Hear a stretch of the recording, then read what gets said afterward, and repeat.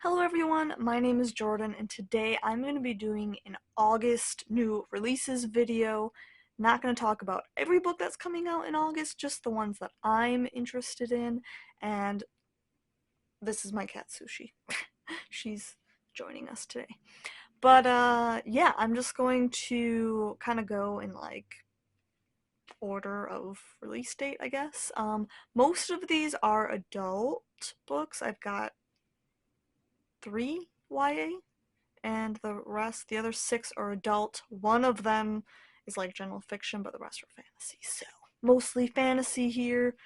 And yeah, I'm excited. I'm thinking about doing this every month as long as I have enough books that I'm interested in. Like if there's only a couple, I'm not going to make a whole video on it, but that's what I'm thinking. So let's get started. So we have 2 books coming out on August 2nd. The first one is Wild is the Witch by Rachel Griffin. This is a YA fantasy book that has something to do with witches. I don't know the exact plot, but last year this author came out with A Nature of Witches, which I still haven't read, but I heard really good things about it. I do own A Nature of Witches. It's somewhere behind me. I probably won't be picking up Wild is the Witch until I finally read A Nature of Witches. I don't think they're a part of the same series. I think they're both standalones, I think. But yeah, I love books about witches, so I'm excited, even though I still need to read her other book first. So that one's coming out August 2nd. And then the other book that's coming out on August 2nd is A Broken Blade by Melissa Blair. This is the first book in the Halfling saga.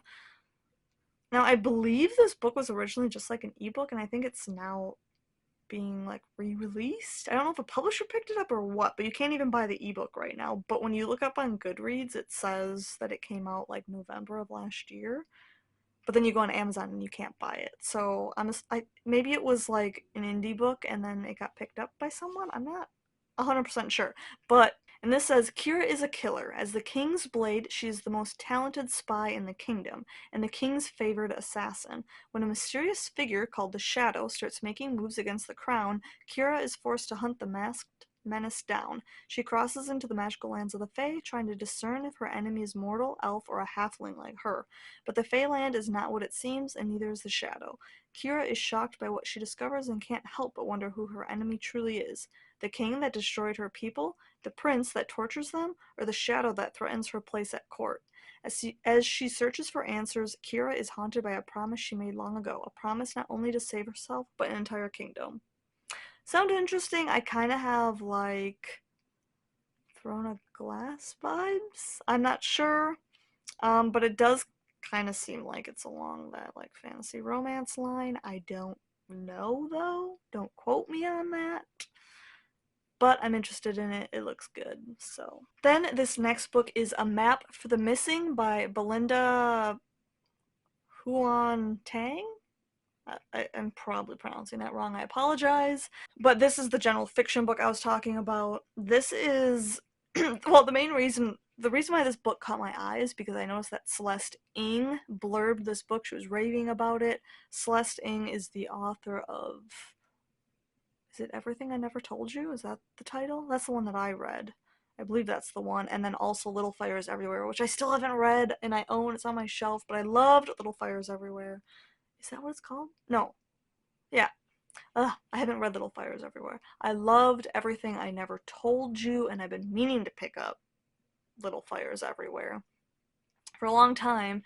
And I've heard nothing but good things about Celeste Ng, and obviously I said I read one of her books, and I think she's got another book coming out later this year. I need to catch up.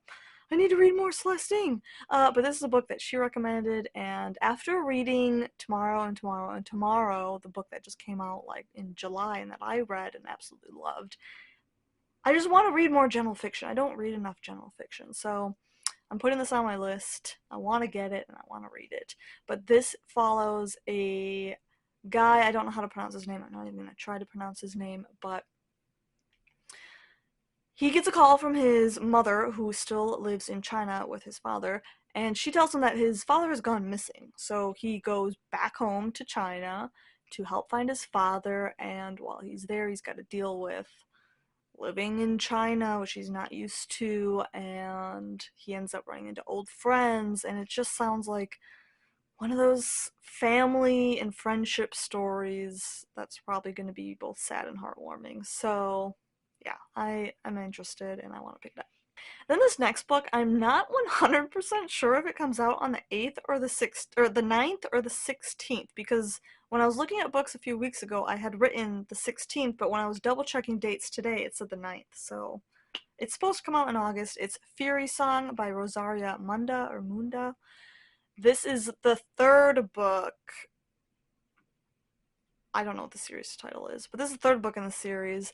I am currently reading the first one, which is Fireborn. Oh, and it is the Aurelian Cycle series. I don't know if I'm pronouncing that right either. But this is a YA fantasy series that has dragons in it. Basically, like the ruling family was like the only ones I think allowed to ride dragons, or at least only like people of noble birth. I'm not sure. Um, I'm still in the middle of the first one, but I wanted to mention it because I know there are other people out there. This is kind of a beloved series. We follow the prince, and right at the very beginning of the story, there's like basically the empire is like overtaken and a bunch of his family is killed, and he ends up getting like thrown into an orphanage, and no one remembers who he is, or at least none of the people that he lives with or is surrounded him. But he ends up under this new like regime or whatever. Even like people of low birth have a chance of becoming dragon riders and stuff like that. So after all these years, he's now like a young adult, or 18 probably. I'm not sure exactly how old he is, but he's grown up since this massacre, and he does kind of believe in this new world that has transpired, and there's kind of war brewing between some of the survivors of the massacre and the people who are in charge now, and he's sort of caught in the middle of it. And so just that whole dynamic is really interesting, and so I just wanted to mention this series even though I'm still in the middle of the first one. And then the last YA book, also coming out on 8/16, is The Drowned Woods by Emily Lloyd Jones. Like I said, this is YA fantasy.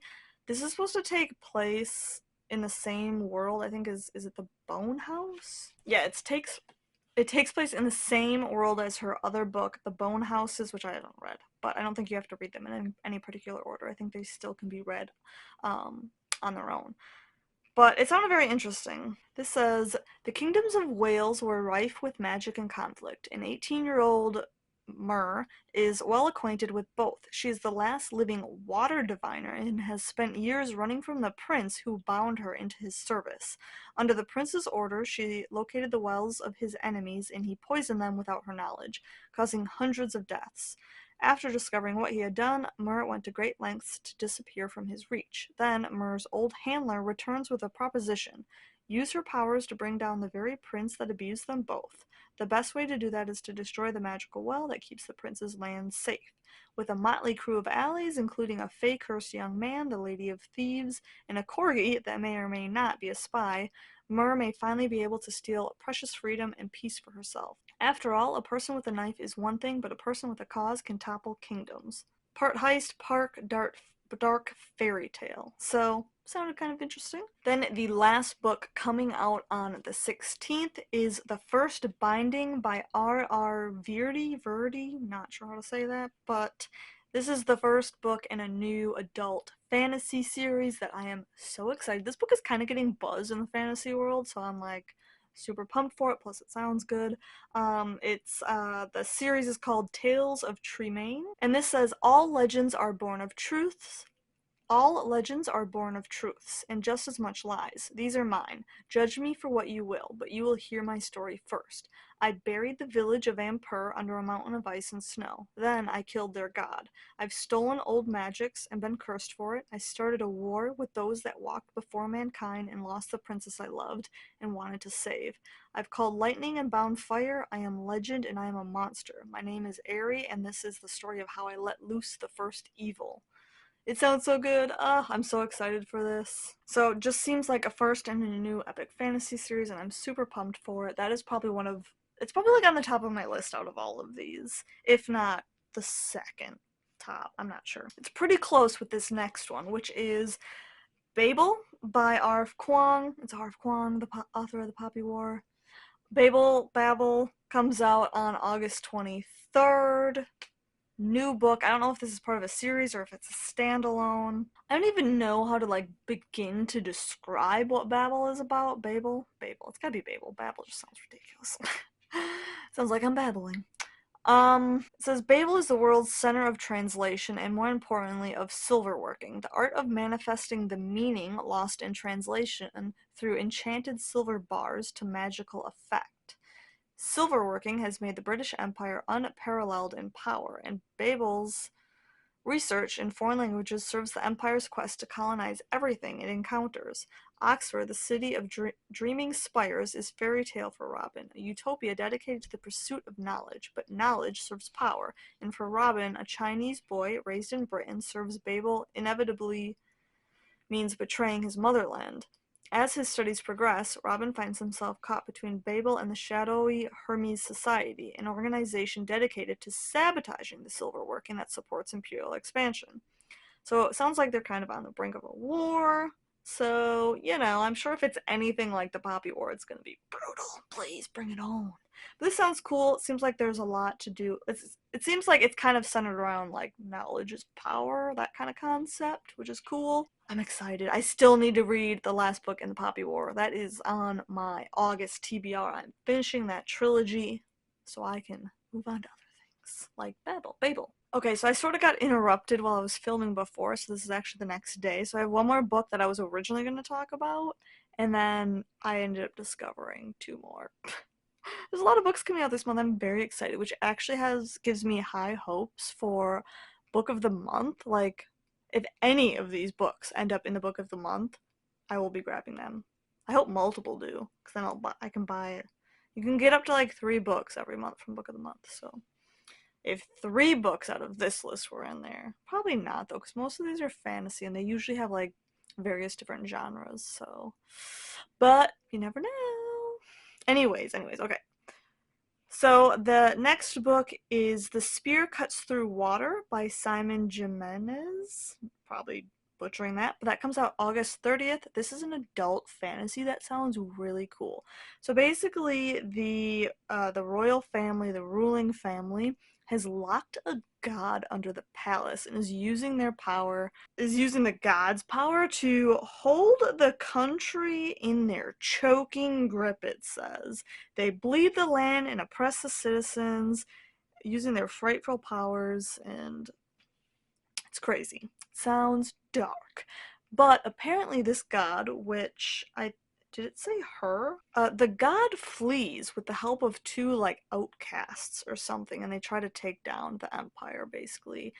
So it sounds awesome, and I'm very excited. Okay, and then this other one, this is kind of breaking my whole going in order of release date, but this next one is The Book Eaters by Suni Dean. Probably mispronouncing that. But this is another adult book coming out on August 2nd, an adult fantasy book. This one also sounds really cool. So basically we follow this family that books are food, and any books that they eat or consume, they retain all of that information. And it says our main character is Devon. She's a woman, and she is part of the family, an old and reclusive clan of book eaters. Her brothers grow up feasting on stories of valor and adventure, and Devon, like all other book eater women, is raised on a carefully curated diet of fairy tales and cautionary stories. But real life doesn't always come with happy endings, as Devon learns when her son is born with a rare and darker kind of hunger, not for books, but for human minds. Does that not sound good or what? Ugh. I'm excited for that one. And then the last book comes out on August 30th, and that is A Taste of Gold and Iron by Alexandra Rowland. Another adult fantasy. This is supposed to be a queer adult fantasy, like fantasy romance, sort of. It says a delicious tangle of romance, fealty, and dangerous politics. Oh, that's a quote by Tasha Suri. It's also saying it's like the Goblin Emperor meets Magnificent Century. I don't know what Magnificent Century is, but I am currently listening to the Goblin Emperor right now, and I'm loving it, so that's a good sign. So we follow the prince. He's a bit shy, and he's finding himself at odds with one of the most powerful ambassadors at court. To prove his loyalty to the queen, his sister, he takes responsibility for the investigation of a break-in at one of their guilds with the help of his newly appointed bodyguard, the coldly handsome Evemer, I'm not sure, who seems to tolerate him at best. So, and I read some of the reviews who have, I'm assuming from people who have early copies, and they said it is definitely heavy on the romance. So I'm gonna consider this like an adult fantasy romance. I'm excited for all of these books on this list. Let me know what you're excited for coming in August, and yeah, 'cause there's some good ones coming out this time of year, like end of summer, fall, winter, just endless good books usually. So let me know your thoughts down below in the comments, and I'll see you guys next time. Goodbye.